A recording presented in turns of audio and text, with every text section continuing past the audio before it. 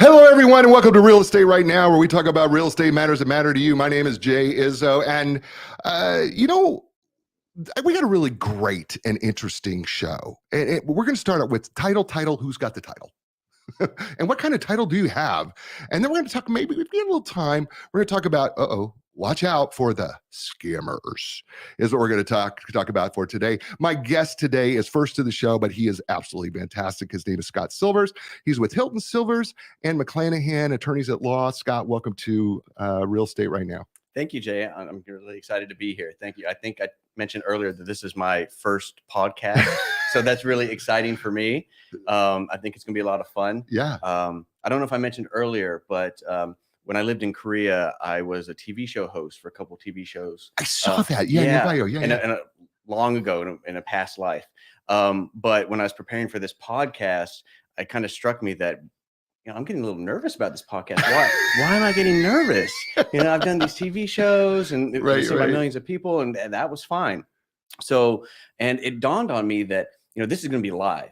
The TV shows, we filmed for hours and hours over a weekend. And then the week thereafter, the producers and the directors, editors, they just whittled everything down for a 30-minute show.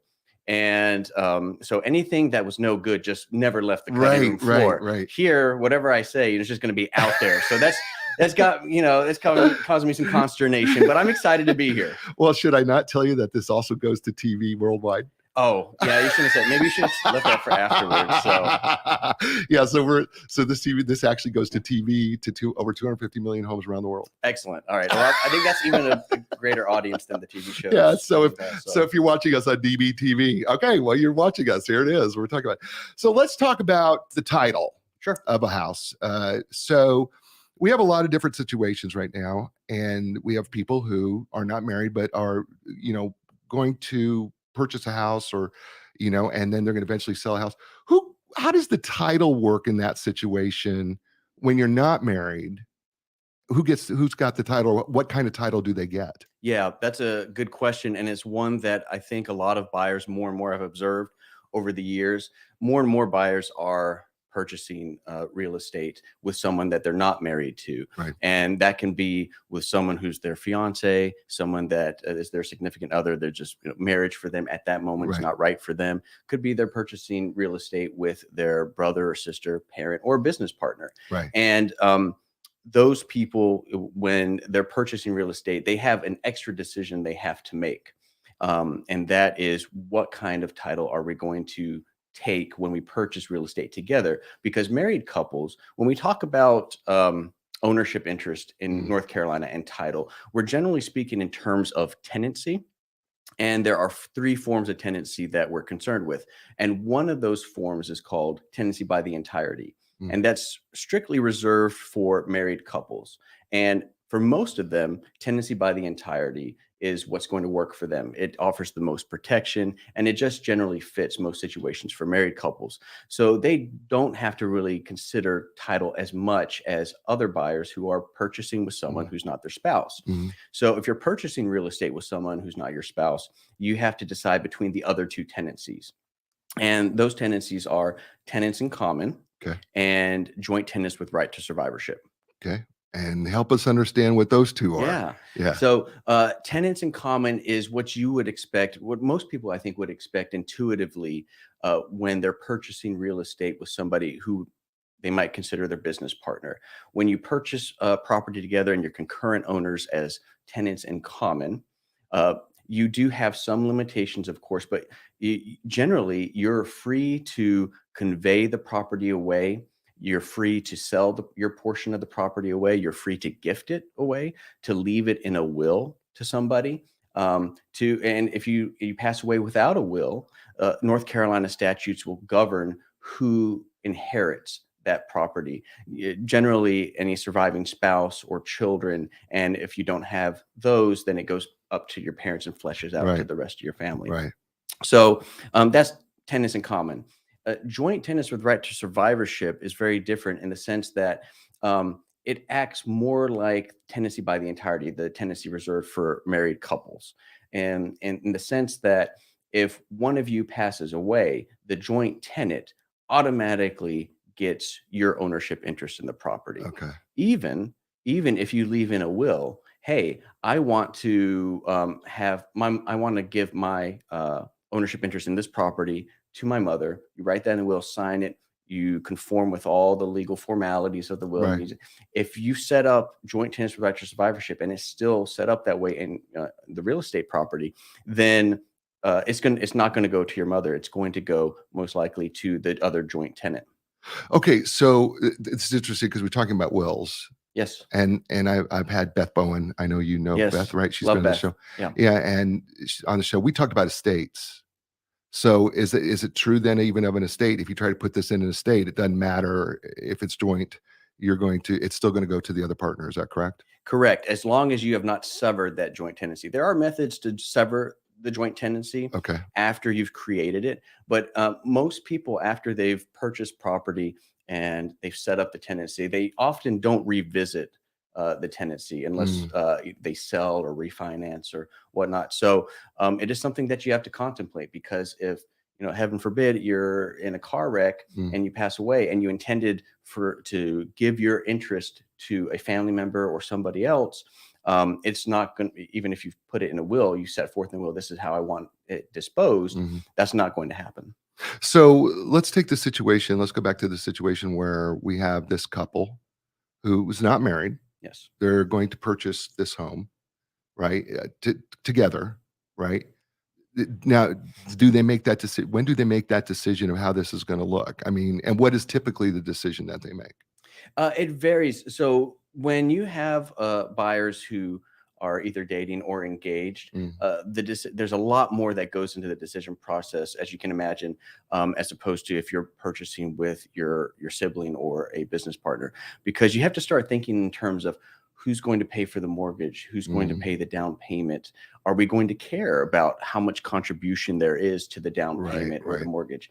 Because you can find yourselves in situations where you take property as joint tenants with right to survivorship, and maybe only one person is in a position to pay for the mortgage, and they pay for the mortgage throughout their life. There's no contribution from the other joint tenant. And if the joint tenant that is paying the mortgage passes away, then the joint tenant who didn't contribute to the mortgage, they're going to have title. And maybe the buyer's completely fine with that, and maybe they're not, right? So that's something that you have to think about and consider. I mean, if you take that even a step further, if the inheriting joint tenant who didn't contribute to the mortgage then later passes away, then their interest would go to perhaps their family members or whoever they left the ownership interest in a will. So there's a lot of scenarios that can play out. And, I think this is a good time for me to say, what I'm saying should be a good starting point to discuss your situation with your attorney. Don't take what I'm saying as legal advice. Take what I'm saying as a foundation to jumpstart your conversations with an attorney, because every circumstance is different, and you want your attorney to be able to go in, look at the situation, and tailor the advice to your particular circumstances. So, which brings me to this question, Scott, is so where in that buying process should we be talking to an attorney about this if we're in that situation? Yeah. So when I'm performing a closing or when I'm doing title work, I would prefer to have that conversation with the buyer, certainly before closing. The earlier in the process, the better. Sometimes that conversation is had at the closing table. Sometimes, Really? Yep, it happens. Sometimes That seems late to me. it is very late, and it's something that we are concerned about. So when we sit down and say, okay, if this is something you have not contemplated, we really need to just pump the brakes a little bit and think about what it is you want to accomplish, what it is that you're wanting to do, because there is a lot that goes into it. So the earlier in the process, the better. If you can talk with your realtor and say, hey, this, we're not married. Can you let the attorney know we're not married? And we would like to talk with the attorney about that situation. And in fact, Tony Fink of your firm contacted us last week, and he sent us a contract, did exactly what I would hope any realtor would do, and tell us, hey, these buyers, they are great buyers. They're not married. I want you to reach out to them and discuss these different tenancies. And so that's perfect. So to me, Scott, what I would think would be the best advice towards a real estate professional would be, okay, if you know you've got this situation, do it as far up front, Right. because I'm also thinking about the mortgage implications here too, right? Because they're probably both going to be on the mortgage. In many circumstances, but not always. Okay. Yeah. And sometimes, often when one person is paying the mortgage, they will qualify for the mortgage without the joint tenant, Right. supporting the loan. But even so, because of our state, right? Just even though you're not on the mortgage, Right. you do have some rights. Absolutely. Yeah. And it's important and we have had those situations where at the 11th hour, the lender finds out Right. that, oh, wow, this person's going to be on title and they're not married. And then it gets kicked back into underwriting and it delays closing. Because, of course, like you implied, the lender certainly does care and needs to know about the situation and what kind of tenancy that the buyers are going to take. So it really behooves the buyer to be way upfront about this, or really early. Absolutely. Not, if you're considering buying right now, then and this is your situation, you should be talking to someone like you immediately, and your lender. Yes. Right. Yep. And depending on your circumstances, even an estate planning attorney. Right. Because let's be honest, the estate is better than just a will. Right. Right. Yes. Right. Because it's so beneficial. I know Linda and I, do our estates, and it's so much more intricate, right down to the very letter of how things are going to be. Should something happen to both of us, one of us, what's going to happen, how things, and you don't worry about it. Right. When you're done, it eases your mind. Okay. So then if we've done all that work up front, right? So then if something should happen, or the relationship should break up, or whatever that might be, are there other complications that can still happen, even if we've gone through this process?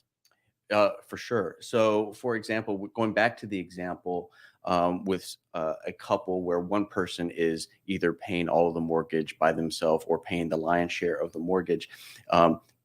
When you're purchasing property together, you might be in the honeymoon phase of your relationship, and looking through everything through rose-tinted glasses. What, you mean that happens? You mean that happens, Scott? Have you heard of something called love? Yeah, I've heard. Okay, what do you mean after the honeymoon there might be a marriage or something? Some disagreement. I've heard of that. It's never happened to me. Never happened to me. So, I don't think my wife is watching, but she might later. Right, she might later. She might listen to the show. Right? Never has happened to Scott ever. Okay, good. All right, we're good there then. Complete harmony. Yeah. So those complications that do exist, right? Give us an example of something that maybe you've run across where there's a complication, where there was a breakup or something like that has maybe occurred, or that you're aware of.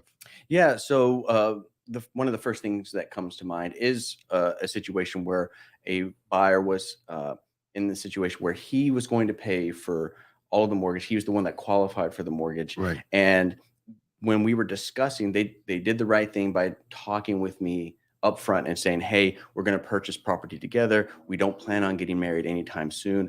And he said to me, I'm going to be paying for the mortgage, and my girlfriend is not going to be on the loan and is not going to be paying or contributing to the mortgage.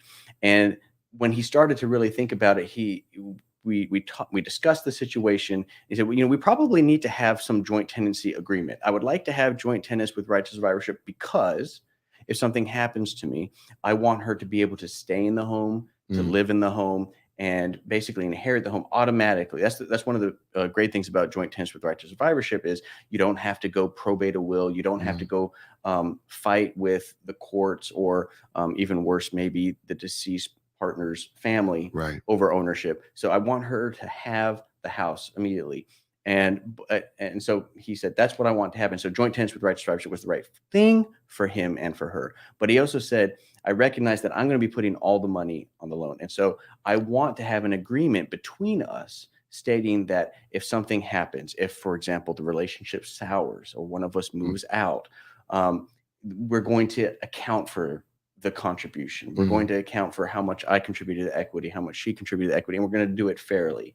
And, there's a very mature way of approaching it. Right. And there's a good chance they'll never have to revisit that agreement. Right. But setting up some sort of agreement like that ahead of time can really just make things very clear and simple.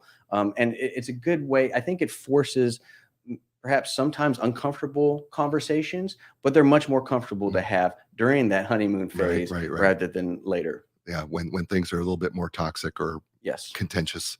Yeah, for sure.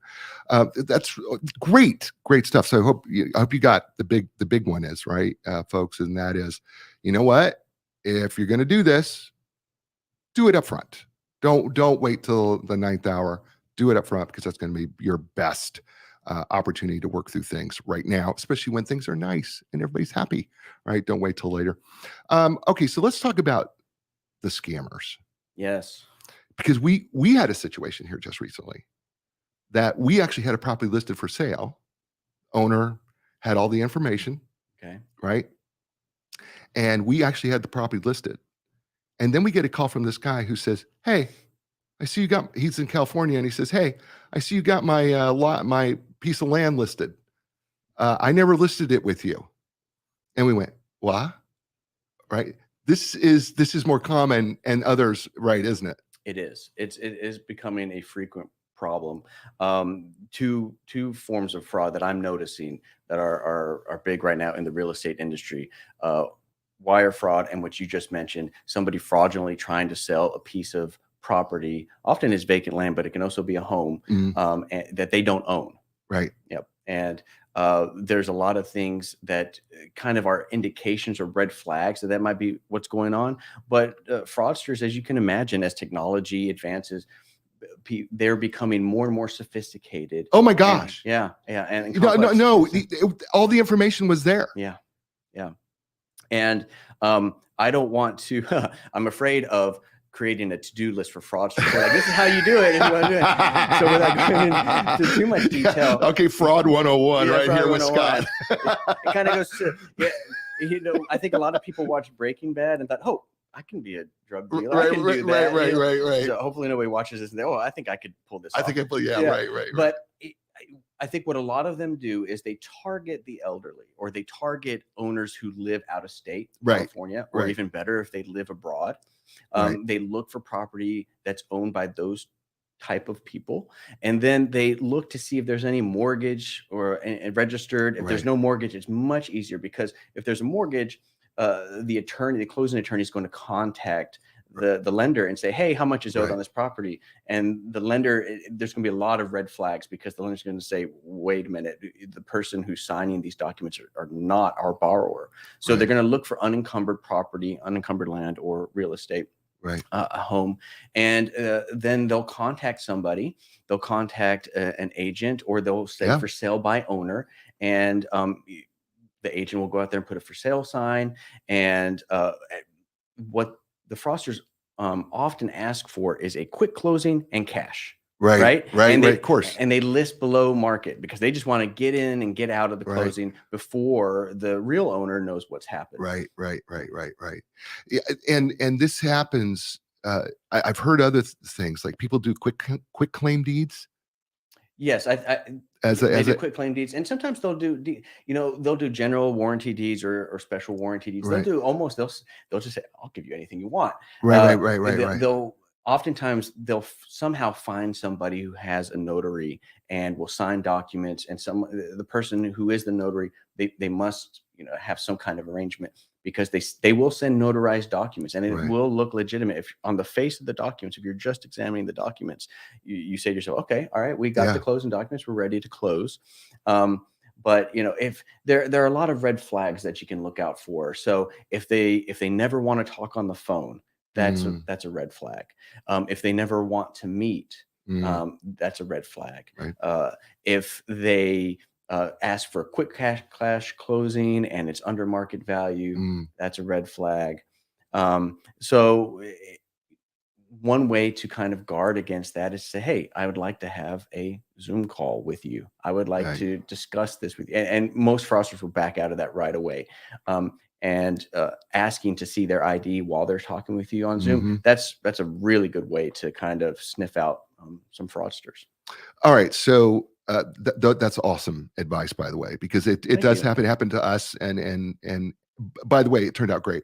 Yes. Because the owner in California actually said, hey, how would you like to list it? Well, that's great. So that's the best possible outcome. So that was the best possible outcome. He said, gosh, you guys are doing a great job. And we love to how about if you actually do it? Okay, we can do that.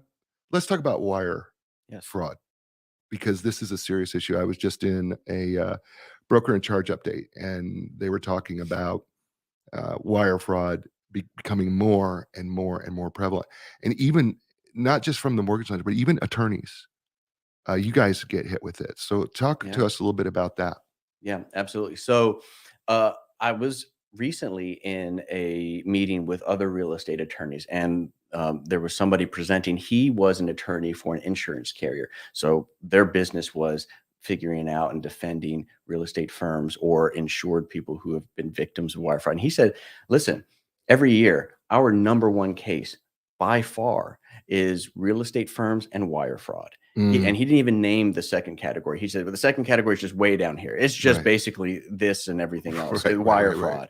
And the issue is with real estate transactions, it's almost a target-rich environment, because everyone knows that there's a lot of money being exchanged between parties, and frequently. So if somebody can sneak in there and intercept the money, whether the money's coming into the law firm trust account or whether it's going out of the law firm trust account, it's just very easy to intercept that money if they can get in there with different wire instructions and then just disappear.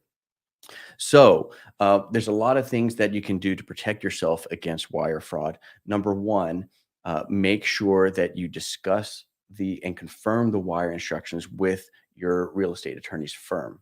Okay. Call them.